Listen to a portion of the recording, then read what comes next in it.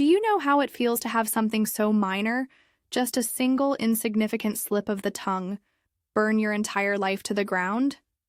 Yes, I experienced the same thing. It only required that.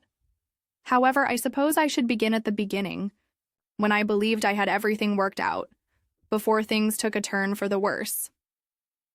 Nothing remarkable ever happens in Connecticut unless you make it happen yourself. My name is Carmen, and I'm 27 years old. And believe me, I accomplished a lot. But first, let me tell you about my spouse, or soon-to-be ex-husband, Wayne. God, it still seems strange to say that.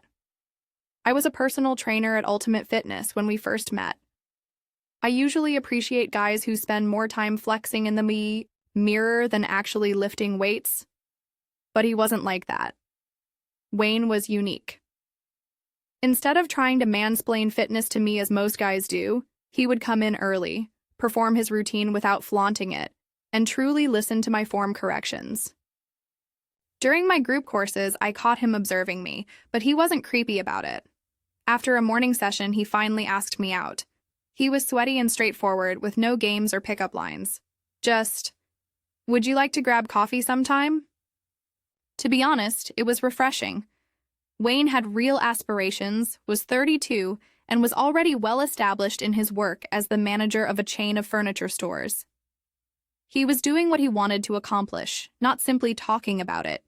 He didn't live with roommates, had his money in order, and had aspirations to buy his own franchise within 5 years. It was like finding an adult in a sea of boys after dating men who couldn't even commit to dinner dates. Our romance progressed very quickly. We got married in this adorable wedding at his parents' lake cottage within a year. We were perfect. Together, everyone remarked. Wayne's consistency counterbalanced my impulsivity. I was loved by his parents, especially because I was an entrepreneur like them. Even the down payment on our starting home, a comfortable 3-bedroom house in a desirable neighborhood, was provided by them. It felt like a dream for the first 2 years. When I determined that personal training was no longer working, Wayne was there to assist me. I wanted a more demanding job with more financial stability and opportunities for advancement. He was more thrilled than I was when I got the pharmaceutical sales position. He helped me rehearse my sales speeches and brought me shopping for new work attire. The problem with dreams, though, is that you finally awaken. The routine began to seem oppressive. Get up, say goodbye, work, eat dinner, watch Netflix, go to bed, and repeat. Wayne was spending more time at the store and discussing profit margins and ideas for expansion all the time. When we went out, it was always to talk business strategy over subpar appetizers at chain restaurants with his coworkers. I began to justify skipping these dinners by claiming that I was training for the new territory, or that I was on conference calls with the West Coast team. Wayne never questioned this. He had complete faith in me, which makes things easier, in retrospect. A whole new universe became accessible to me through my work in pharmaceutical sales. All of a sudden, I was attending conferences and meeting folks who didn't discuss furniture inventory during the day. Also, the money was better, much better. Wayne's lectures on emergency savings and budgeting were no longer necessary, so I could finally purchase the items I want. Things between us began to change at that point. Little things initially. Wayne would simply nod, preoccupied with spreadsheets on his laptop, while I would return home thrilled about landing a major account. Alternatively, I would propose an impromptu weekend getaway to Miami, during which he would discuss saving for his franchise ideas. We seemed to be conversing in different languages. In order to escape another night of Wayne's business discussion or seeing him nod off on the couch by 9, I began working later and volunteered for more training sessions and regional meetings. My new social circle consisted of my coworkers. They were aware of the excitement of competition and the exhilaration of sealing a major deal. They didn't live for the future. They lived for the present. The warning flags are there now. I stopped. Telling Wayne about my day, I became agitated when he inquired about my schedule, and I began dressing more for work than for our date nights. However, I persuaded myself it was typical at the time. All marriages go through stages, don't they? Wayne became aware of a problem in his own manner. He began making more of an effort, suggesting weekend vacations and making appointments for dinner. However, I had already started to back off at that point.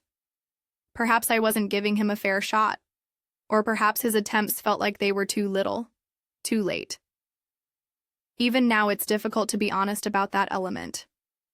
About 6 months ago, Wayne tried to discuss having children with me one evening. He had everything planned out, including the nursery room, the amount we needed to save, and the best time to attempt. I felt caged, and that was all I could think about.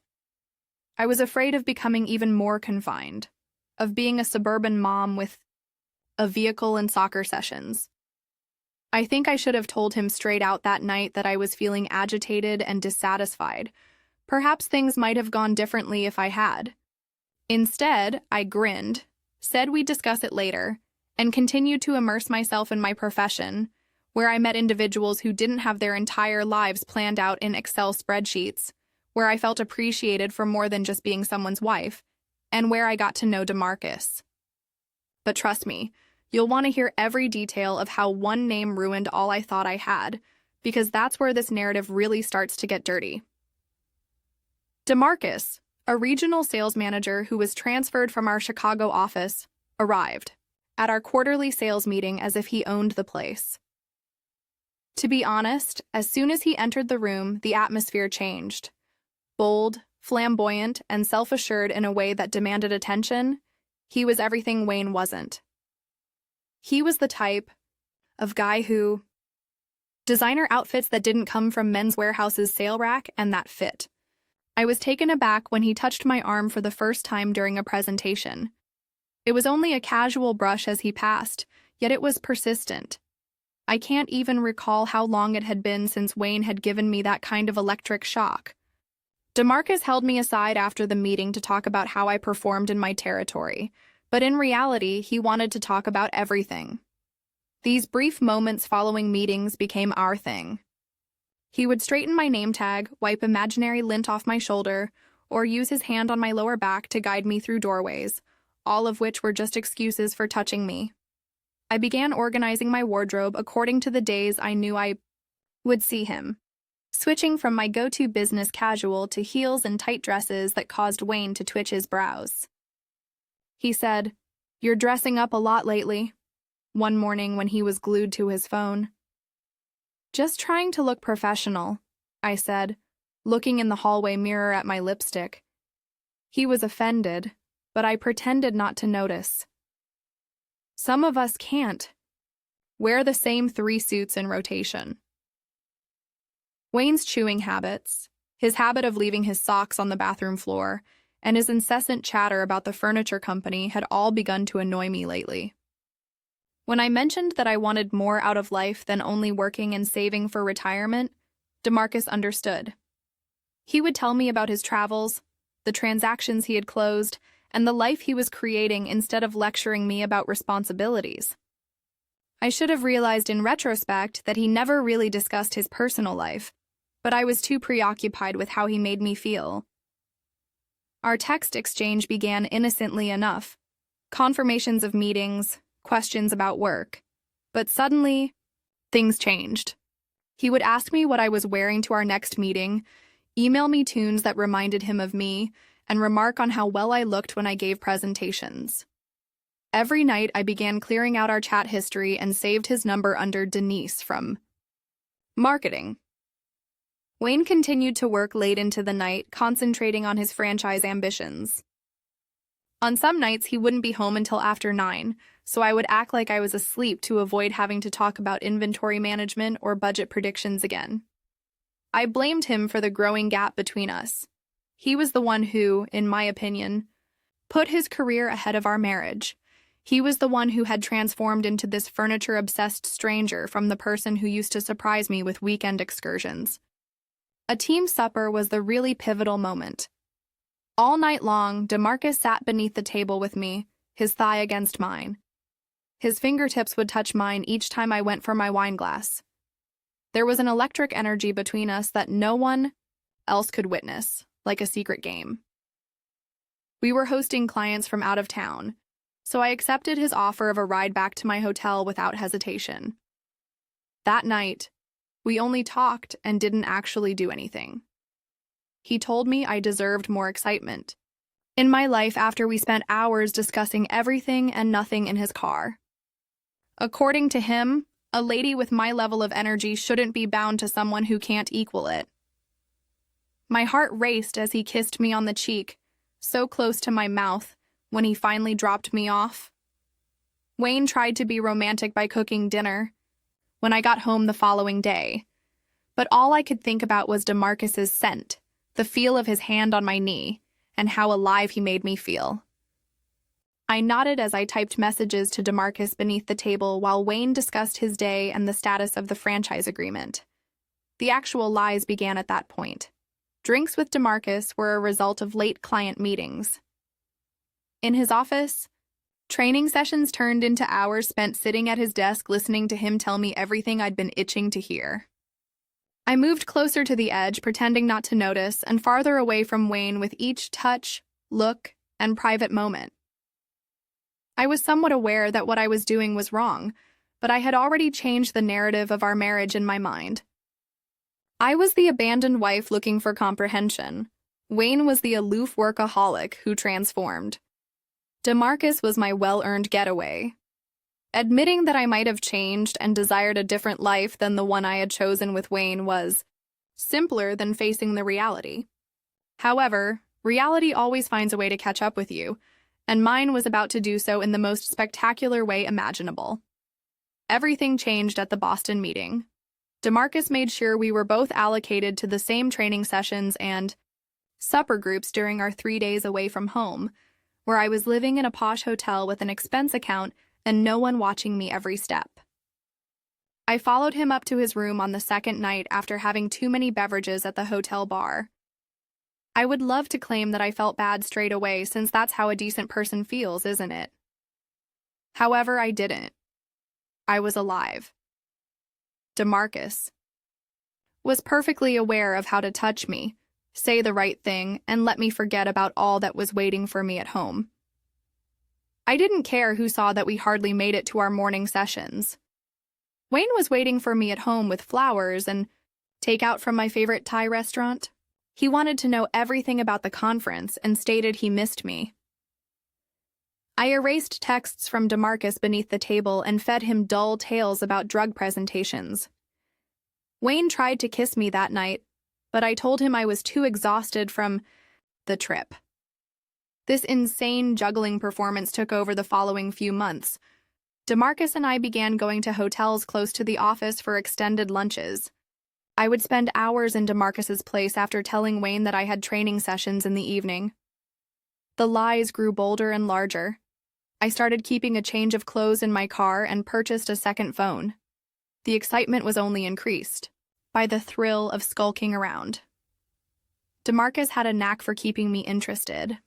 After ignoring me for days, he would show me a lot of attention and give me pricey presents. At my sales meetings, gifts I had to keep from Wayne appeared alluring, and then I pretended to be totally professional. I couldn't stop playing this game. It was so addictive. I began arguing with Wayne about nothing. He spent too much time at work, chewed too loudly, and stopped surprising me. In retrospect, I was attempting to defend my actions and paint Wayne as the villain in order to feel better about the decisions I had made. Wayne simply made a greater effort. He began to arrive home earlier, inquiring about my day and offering date nights. I became meaner since it only made me feel worse.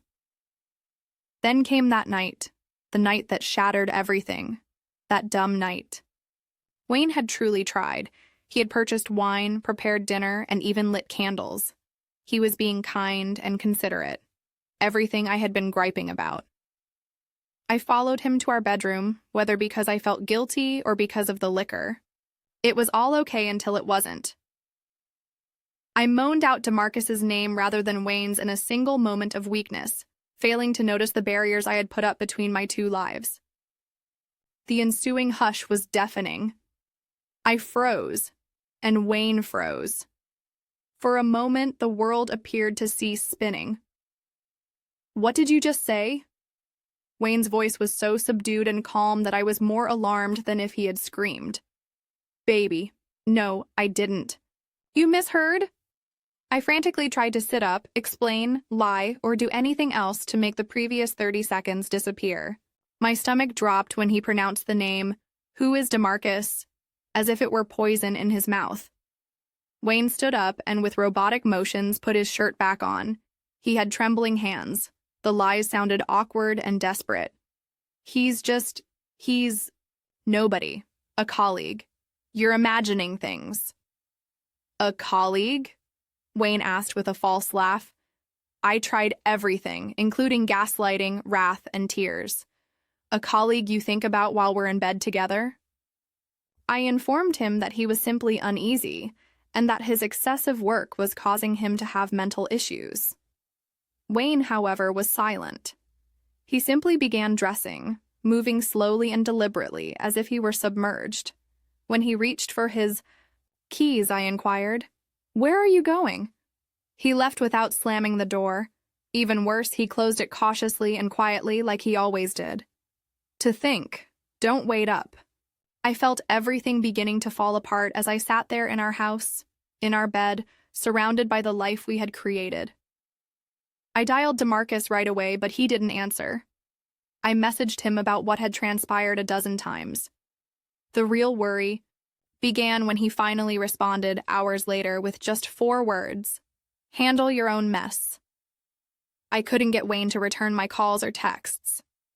There was a voice in the back of my head that suggested that perhaps, just possibly, I had finally gone too far, but I had no idea where he had disappeared to or what he was doing. Wayne appeared to have not slept when he returned home the following morning. I made his favorite breakfast and tried to appear normal, but all he did was stare at his coffee as if it had all the answers he needed. His voice had changed, becoming colder when he finally spoke. My heart stopped when I said, "I want to see your phone." He chuckled without humor, saying, "What? This is ridiculous, Wayne. You're being controlling." My mind racing, I gripped my phone more tightly and said, "You moan another man's name in our bed and I'm controlling for wanting to see your phone?" Calls, calendar entries, and tiny breadcrumbs that I hadn't considered hiding remained after DeMarcus's texts were erased. Wayne simply nodded as if I had verified something for him. "This is crazy. I'm not giving you my phone. I have client information on here. Confidential work stuff." He stood up and picked up his keys once more. I called DeMarcus in between sales calls all day long in a panic, saying, "I'm going to work. Maybe you can use this time to decide if our marriage means anything to you." He was irritated when he eventually picked up. "Look, Carmen, you need to keep it together. Delete everything, all texts, emails, and pictures, and don't call me again from your main phone." It was too late. Wayne wasn't being playful. He had already contacted his legal friend and had begun to collect evidence, including bank statements with hotel expenses I couldn't explain, gas receipts from inappropriate locations, and email logs of unconfirmed work-related incidents. The worst thing? He didn't scream, hurl things, or blow up. While I continued to fabricate lies in an effort to hide my identity, he meticulously constructed his case piece by piece. Then came the day I spotted his vehicle in my office parking lot. When I realized he was going to DeMarcus's office, my blood ran cold.